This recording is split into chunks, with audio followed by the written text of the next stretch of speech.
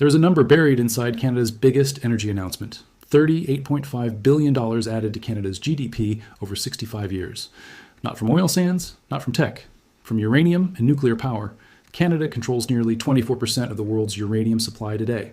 That single fact is already reshaping global energy economics in real time. And now, Canada just made a move that no other G7 nation attempted before. Ontario Power Generation broke ground on a small modular reactor in Darlington. This is the first commercial SMR construction project in the entire G7. The total 4-reactor project carries a price tag of 20.9 billion Canadian. That converts to approximately 15.1 billion US dollars at current exchange. If you think this is just a local energy story, think again completely. Before diving deeper, subscribe to Capital Alert for more videos like this. Every week, this channel breaks down moves that shape global money and markets. Canada's uranium story starts deep underground in northern Saskatchewan's Athabasca Basin. This region hosts some of the highest grade uranium deposits on the entire planet. Grades here run up to 100 times above the global average concentration. The McArthur River Mine alone is considered the world's largest high-grade uranium operation.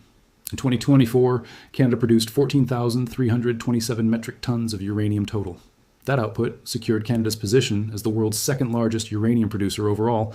Kazakhstan leads globally with 39%, and Canada follows closely with 24%. Namibia sits in third position with only 12% of global supply. So Canada and Kazakhstan together control nearly 63% of world uranium output. That kind of market concentration creates enormous strategic leverage in energy geopolitics today. And Canada's leverage extends directly into the United States energy market specifically. In 2024, Canada supplied 33% of uranium purchased by American nuclear reactors. That makes Canada the single largest foreign supplier of uranium to the United States. No other country comes close to matching that level of supply dominance. American utilities depend on Canadian uranium to keep their reactors running every single day. Think about that relationship for one moment from a financial power perspective. Canada holds supply leverage over the world's largest economy in a critical sector. Approximately 90% of Canada's uranium production is available for export to global markets. The remaining 10% fuels Canada's own CANDU reactors in Ontario and New Brunswick. Canadian uranium shipments flow to North America, Europe, and Asia under long-term commercial contracts. Europe receives roughly 39% of Canadian uranium export volumes annually right now. North and South America combined absorb about 44% of Canadian uranium exports. Asia takes the remaining 17%, and that share is growing consistently each year. The financial value of Canada's uranium exports has historically hovered around $2 billion. But spot uranium prices have surged significantly in recent years due to rising demand. Global nuclear power is experiencing a genuine renaissance driven by clean energy policy commitments.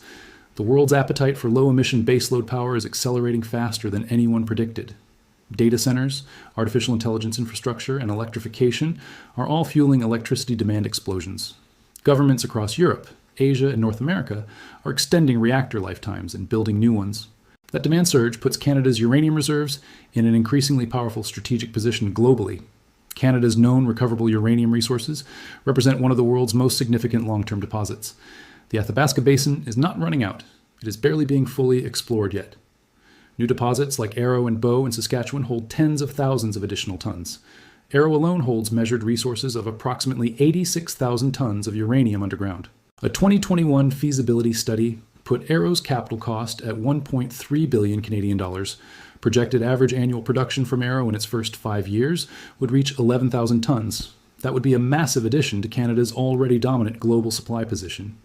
Now, layer on top of this resource base the Darlington SMR project announcement in Ontario. The Canadian Nuclear Safety Commission issued the construction license to OPG in April 2025. The Ontario government gave its final investment decision and construction approval in May 2025. That green light authorized OPG to begin physical construction of the BWRX-300 reactor design. The BWRX-300 is designed and built by GE Vernova Hitachi Nuclear Energy as partners. It is a 300-megawatt water-cooled reactor using passive safety systems throughout its design. Passive safety means the reactor can cool itself without requiring external power to function. That is a fundamental engineering improvement over older reactor generations from previous decades. The BWRX-300 leverages the already licensed design of GE Hitachi's larger ESBWR boiling water reactor. Using an existing regulatory baseline dramatically reduces the licensing risk for this new project. In April 2026, a milestone occurred that made this project undeniably real and physical. A 2.1 million pound basemat module was lifted and installed at the Darlington site. This precision lift used one of the world's largest crawler cranes for execution. The crane lowered the massive steel and concrete slab to within millimeter precision underground. That basemat installation marked the first new nuclear reactor foundation built in Ontario in 30 years. This is not a planning document anymore. This is steel and concrete in the ground. In nuclear construction, the first concrete pour officially registers a reactor as under construction globally. Canada just crossed that threshold, and no other G7 country has done this yet. Russia operates small modular reactors already, and China has its own units running commercially. Argentina has a pilot SMR under construction, but it is not yet a G7 economy. Among the world's wealthiest democracies, Canada just claimed undisputed first-mover advantage in this technology. The financial implications of that first-mover position are what makes this story extraordinary for investors. Poland is planning approximately 24 BWRX-300 reactors using the exact same design Canada is building. Sweden, Estonia, Hungary, and the Canadian province of Saskatchewan are all studying the same technology. Tennessee Valley Authority in the United States filed a construction permit for a BWRX-300 already. The U.S. Nuclear Regulatory Commission docketed that application in July 2025 for full review. Every single one of those projects will look to Canada's Darlington build as the reference model. Canada writes the operational playbook, and everyone else pays to learn from that experience. More than 80 Ontario-based companies have already signed supply agreements for the Darlington project. Over 100 Ontario businesses are now contracted to deliver SMR components and services. The provincial government committed to spending at least 80% of every project dollar domestically. That supply chain concentration means the economic benefits stay overwhelmingly inside Canadian borders today. The construction, operation, and maintenance of all 4 units is projected to create 18,000 jobs. 18,000 Canadian jobs directly tied to a single nuclear project in one province. The Canada Growth Fund and Building Ontario Fund together committed $3 billion in equity financing. That combined government equity commitment de-risks the project for private sector and Indigenous investors alike. The first SMR unit alone is budgeted at 7.7 billion Canadian dollars total. That includes 6.1 billion for the reactor and 1.6 billion for shared infrastructure. Shared infrastructure covers roads, tunnels, cooling water lines, and services that will support all 4 units. Once all 4 reactors are operational, they will generate 1,200 megawatts of clean electricity. 1,200 megawatts is enough reliable power to supply approximately 1.2 million homes. That 1,200 megawatt output will arrive at a critical moment for Ontario's grid. Ontario's electricity demand is projected to increase by at least 75% before 2050. That is not a gradual climb. That is a structural transformation of energy consumption entirely. Electric vehicles, data centers, and industrial electrification are all hitting the grid simultaneously right now. The province needs massive amounts of new baseload power that runs around the clock reliably. Solar and wind cannot fill that gap alone because they depend on weather conditions constantly.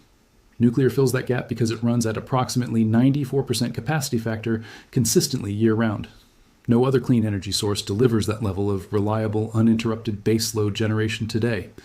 Ontario's independent electricity system operator concluded, Darlington SMR is the best option available right now. That regulatory endorsement carries enormous weight for the financial viability of this entire project. The IESO conclusion means the power output has a guaranteed home inside Ontario's electricity market. Revenue certainty at this scale is what separates a viable megaproject from a speculative one. Now consider the broader nuclear renaissance that is accelerating across the globe simultaneously today.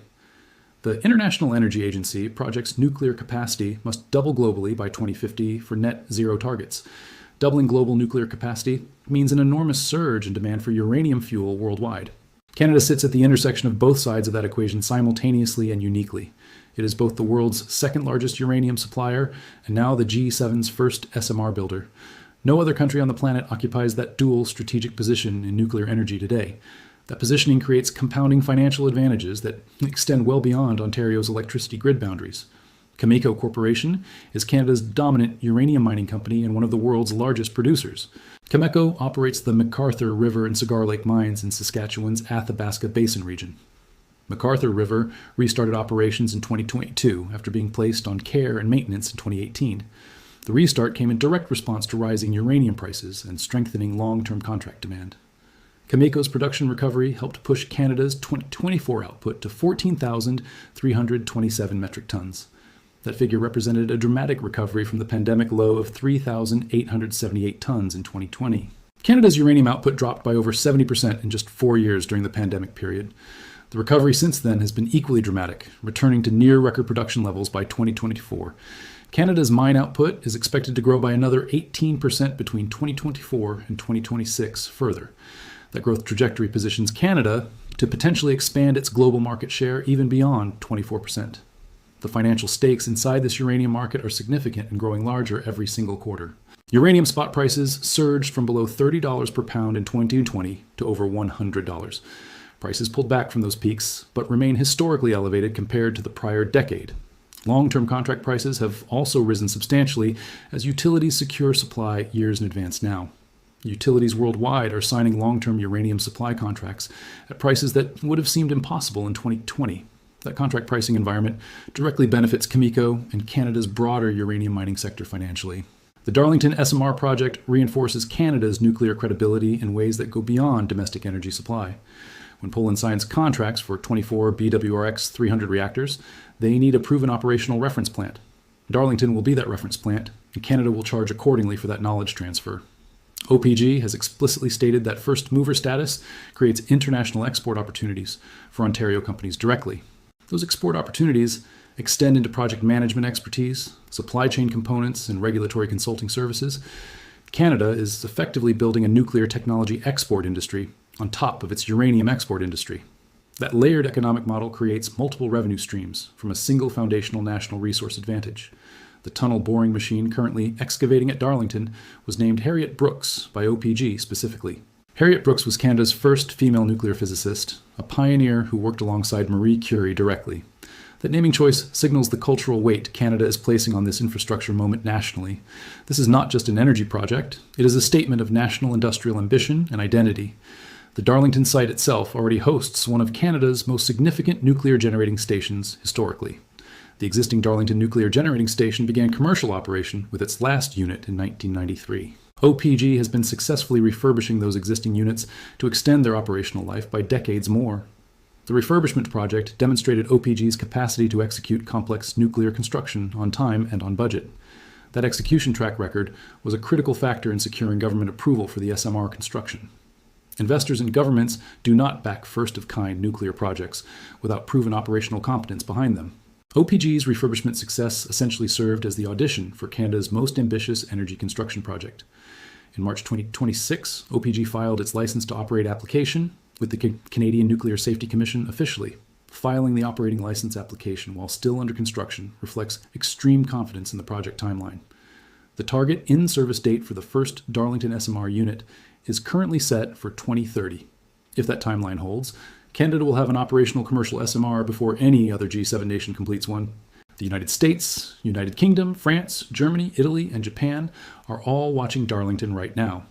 Several of those nations have their own SMR programs in early planning or licensing phases currently, but none of them has steel and concrete in the ground the way Canada does today. That physical head start translates directly into years of operational data that competitors simply cannot buy. The BWRX 300 design's standardization strategy is central to understanding the long-term financial logic here.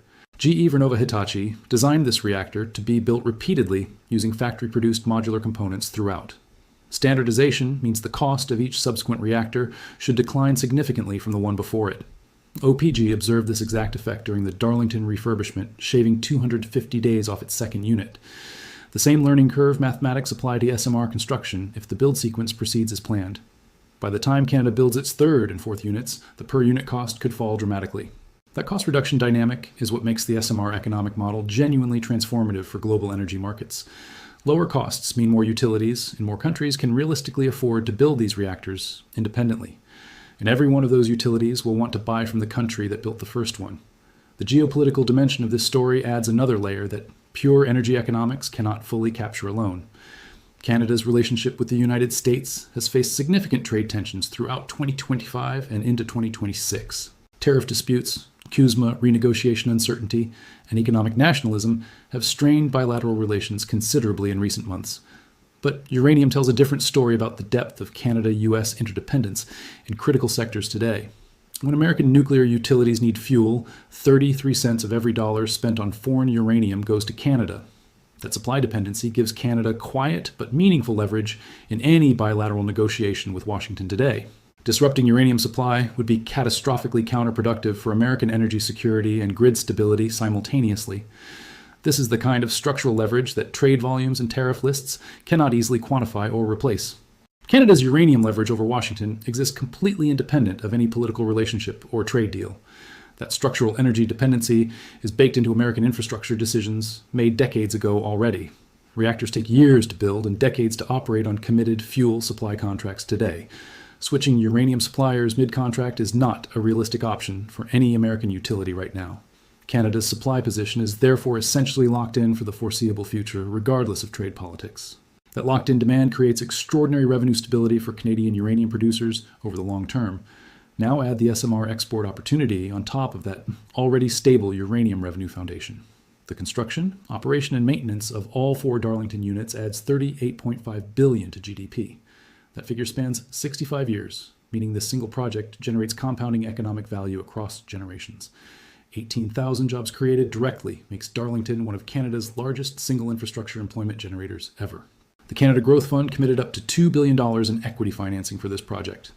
The Building Ontario Fund added another $1 billion, bringing total government equity to $3 billion. That $3 billion in public equity de-risks the remaining private financing required for full project completion.